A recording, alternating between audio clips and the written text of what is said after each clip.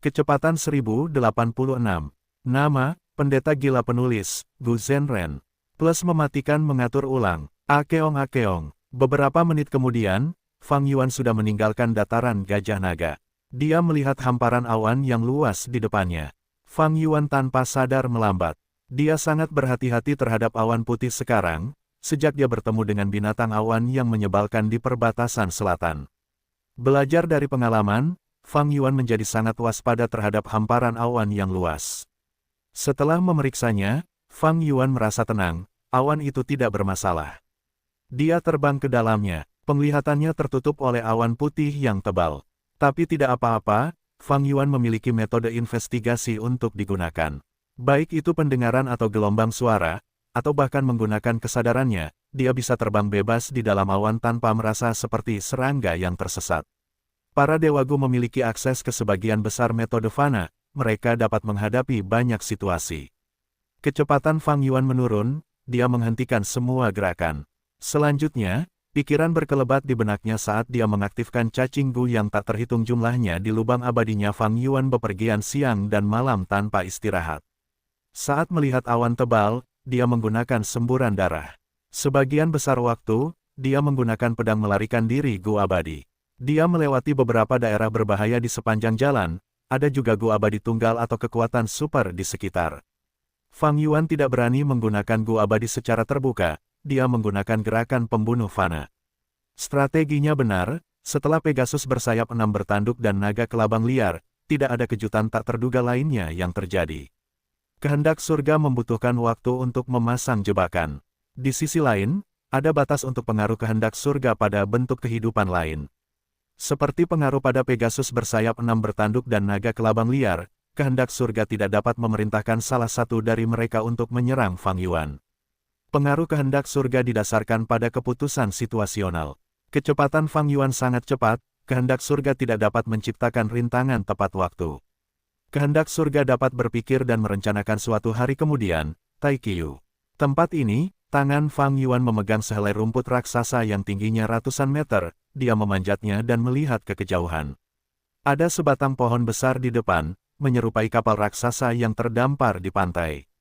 Namun, pohon itu hanya memiliki sebagian batangnya yang tersisa, gelap dan hancur, sepertinya telah disambar petir. Penampilan Fang Yuan juga telah banyak berubah. Dia telah berubah menjadi seekor monyet. Monyet pemakan api, binatang purba yang terpencil. Meskipun dia tidak besar, dia tidak bisa dianggap enteng. Fang Yuan telah berhenti menggunakan penampilan kambing gunung yang melingkar. Kambing gunung yang melingkar tidak dapat masuk jauh ke dalam Taikiu. Ini adalah tempat di mana binatang purba yang terpencil berkeliaran. Temukan novel resmi di web novel, pembaruan lebih cepat, pengalaman lebih baik, silakan klik untuk berkunjung. Monyet pemakan api adalah kasus khusus. Dia kuat, tetapi hanya memakan api, jadi dia berkeliaran di sekitar tempat itu. Ia tidak bersaing dengan binatang buas lainnya untuk mendapatkan makanan, itu adalah makanan yang cocok untuknya terbang. Tubuh monyet pemakan api itu bergerak lincah di udara, ia melompat dan terbang menjauh dari gelombang binatang buas di bawah asap dan debu yang tersembunyi, mendekati mayat binatang buas yang tak bertuan itu. Dari penampilannya, ia menyerupai mayat gajah. Kulit gajah abu-abu biru yang compang camping menggantung di atas daging dan darah yang telah mengering dan membusuk. Kerangka putihnya membentuk rak, dan dengan kulitnya, tenda raksasa. Dibuat. Ini adalah tenda yang setengah runtuh, ada aura yang kuat dari dalamnya. Ketika binatang buas yang tak bertuan ini masih hidup, ia pasti telah menjalani pertempuran sengit. Temukan novel resmi di web novel, pembaruan lebih cepat, pengalaman lebih baik, silakan klik untuk berkunjung. Fang Yuan memiliki pertanyaan dalam benaknya, apa yang bisa membunuh binatang buas yang tak bertuan ini? Saat ini ia sangat dekat dengan pusat Taikiu. Ini adalah salah satu dari 10 daerah ganas di dataran utara, sangat berbahaya dan isinya tidak diketahui. Binatang buas yang tak terlupakan yang tersembunyi di dalamnya bahkan membuat kekuatan super merasa pusing. Masalah di Taikiu berakhir dengan sukses dengan Fang Yuan yang menyiapkan formasi Gu. Roh Tanah Langya tidak mengecewakannya, dia memberinya hadiah yang dijanjikan, total 600 poin kontribusi sekte. Dengan poin-poin ini, Fang Yuan dapat menukar banyak hal, yang paling menarik baginya adalah resep Gu abadi jalur transformasi di dalam perbendaharaan Sekte Langya. Sekte Langya memiliki 3 warisan sejati, semuanya berasal dari 3 orang legendaris, Giant Sun Immortal Venerable, Tifing Heaven Demon Venerable, dan Long Hair Ancestor. Tidak ada warisan sejati jalur transformasi, tetapi Sekte Langya memiliki banyak sekali resep Gu abadi, di antaranya banyak resep Gu abadi jalur transformasi. Namun Fang Yuan tidak terburu-buru untuk menukarnya dengan poin kontribusi sekte. Dia menyimpan poin kontribusi sekte ini untuk saat ini. Sekarang bukan saatnya untuk menukarnya dengan resep Gu abadi jalur transformasi, atau waktu untuk menyempurnakan Gu abadi jalur transformasi. Itu bukan saat yang tepat. Setelah bertransaksi dengan sekte bayangan, dan setelah perjalanan ke Taiqiu, Fang Yuan menjadi sangat menyadari situasinya. Meskipun ia berhasil mendirikan formasi Gu transportasi, dan dapat melakukan perjalanan antara tanah terberkati Langya dan Taiqiu dengan cepat, Fang Yuan tidak ingin memasuki Taiqiu lagi. Jika ia pergi lagi, itu akan terlalu berbahaya. Kekuatan Gu abadi batas kegelapan telah memudar, itu hanya dapat digunakan setelah beberapa waktu, itu tidak aman lagi. Kehendak surga dapat berpikir, aku mengejutkannya terakhir kali, tetapi karena mendirikan formasi Gu tidak dapat dilakukan secara diam-diam, kehendak surga sudah mengetahuinya, itu pasti akan mencoba memengaruhi binatang buas terpencil di sekitarnya, binatang buas terpencil kuno, dan bahkan binatang buas terpencil yang tak terlupakan. Karena kehendak surga berusaha sekuat tenaga untuk menyingkirkan Fang Yuan, tidak perlu dipikirkan lagi bahwa kehendak surga akan menciptakan segala macam jebakan dan pengaturan di sekitar mayat gajah terpencil yang tak terlupakan. Yang terbaik bagi Fang Yuan adalah tidak pergi. Namun, meskipun ia tidak pergi, Sekte Langya akan mengambil tindakan di sana. Karena roh tanah Langya telah menerima saranku, dia akan memobilisasi banyak dewa Gu berbulu untuk mengolah jalur transformasi. Mengolah jalur transformasi akan mengharuskannya untuk menyempurnakan dewa Gu jalur transformasi. Dan untuk menyempurnakan dewa Gu, dia akan membutuhkan bahan abadi. Sekte Langya memiliki perbendaharaan besar dengan banyak bahan abadi, tetapi roh tanah Langya sebelumnya telah mengendalikan tanah yang diberkati begitu lama, dan dia terus-menerus menyempurnakan Gu. Jadi, meskipun perbendaharaan memiliki banyak bahan abadi, sebagian besar adalah bahan peringkat 8 atau kuasi peringkat 9, bahan tingkat 6 dan 7 langka. Jadi, roh daratan Langya pasti akan segera menyiapkan misi sekte untuk mendorong para dewa Gu berbulu untuk pergi ke Taiqiu dan membunuh binatang buas. Mereka dapat mengumpulkan bahan abadi untuk memurnikan Gu, sambil juga melatih para dewa Gu berbulu untuk meningkatkan kekuatan tempur mereka. Poin kedua adalah perhatian terbesar roh daratan Langya. Biarkan para dewa Gu berbulu ini menjadi pionku. Karena kehendak surga dapat berpikir, bahkan jika mereka menjadi sasaran, itu lebih baik daripada aku yang menjadi sasaran. Cahaya dingin bersinar di mata Fang Yuan. Sekte Langya lebih kuat darinya berkali-kali lipat, tetapi pada saat ini, ia menjadi pemain catur. Seluruh Sekte Langya adalah bidak caturnya. Dan yang terbaik adalah, meskipun Fang Yuan berkomplot melawan Sekte Langya, ia juga memikirkan masa depan Sekte Langya dan kemajuannya. Jadi, ia tidak menentang perjanjian aliansinya. Ini adalah keuntungan taktis karena memiliki lebih banyak intel daripada pihak lain. Fang Yuan menghela napas, ia belajar tentang nilai informasi sekali lagi. Master Gu dari semua jalur memiliki spesialisasi mereka sendiri. Jalur informasi bukanlah pengecualian di antara mereka. Namun, jika kemampuannya dapat ditampilkan sepenuhnya, jalur informasi dapat memberikan Master Gu keuntungan yang sama banyaknya dibandingkan dengan jalur lainnya, jika tidak lebih. Tentu saja, keuntungan Fang Yuan dalam informasi adalah karena transaksinya dengan Sekte Bayangan. Dan Sekte Bayangan jelas membayar harga yang mahal untuk mendapatkan informasi tentang kehendak surga dan Sekte Langya. Saya telah kekurangan metode jalur informasi, mulai sekarang, saya harus mencoba dan memperbaikinya. Fang Yuan bertekad, Master Gu jalur informasi terampil dalam mengumpulkan intelijen dan membuat perjanjian aliansi, mereka adalah pembawa informasi. Ini mungkin tidak tampak penting untuk kultivasi, tetapi seseorang dapat memperoleh keuntungan besar darinya. Benua Tengah, Jurang Bumi. Suara keras bergema di sini. Sebuah penemuan. Kami telah mencari ke arah itu lebih dari 10 kali, mereka benar-benar tersembunyi dengan baik. Para Dewa Gu Sekte Jiwa Kuno bereaksi, mereka dengan antusias menyerbu ke arah area tersebut dengan suara tersebut. Ying Wuxie memuntahkan seteguk darah, dia setengah berlutut di tanah, tidak hanya ekspresinya yang muram, dia juga terluka parah, separuh tubuhnya hilang.